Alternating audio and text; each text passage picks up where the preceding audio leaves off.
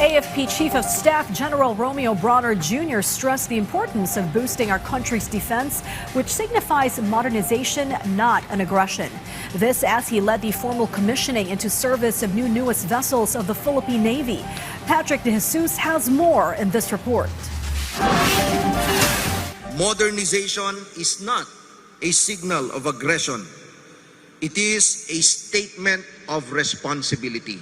This was emphasized by Armed Forces of the Philippines Chief of Staff, General Romeo Bronner Jr., following the successive arrival of new equipment under the ongoing AFP modernization program.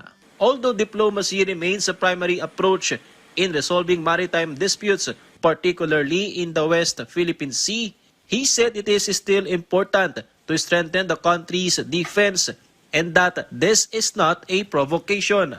A credible defense posture deters conflict. Preparedness prevents miscalculation.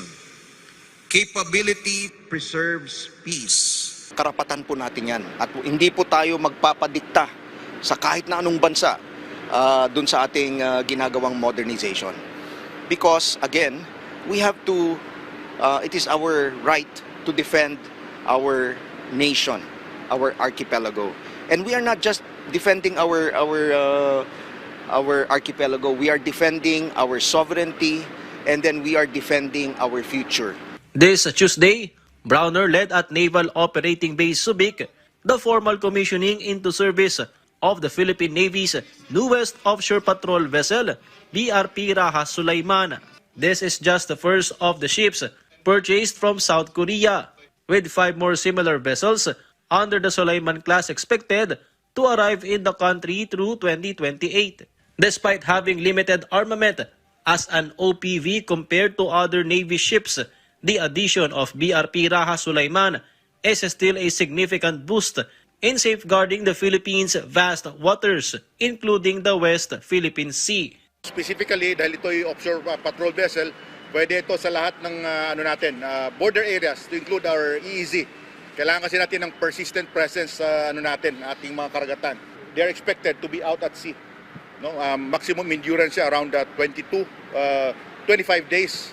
No, she can stay.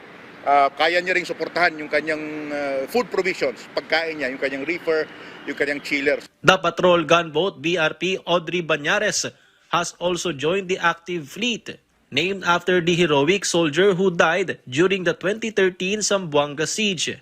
This is the 9th and final fast attack interdiction craft purchased from Israel. Bronner also asserted that the AFP's mandate is not limited by coordinates. He said their preparations also cover threats even beyond the Philippines' 200 nautical mile exclusive economic zone. We can even go beyond that because of the principle of freedom of navigation. I would like to emphasize that the more ships that we have, the better protection we have, the better credibility that we are developing for our nation.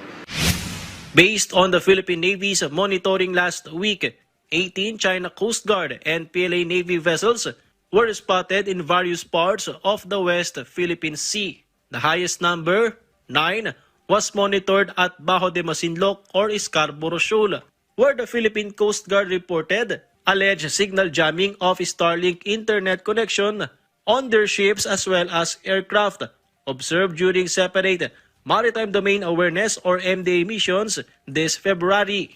PCG spokesperson for the West Philippine Sea, Commodore J. Tariela, believes China is establishing a geofence around Bajo de Masinloc as its territory. He added that the Chinese government does not allow SpaceX operations, which may be why the PCG's Starlink connection shows a restricted location when near the vicinity of Scarborough Shoal. Patrick De Jesus from the National TV Network for a new and better Philippines.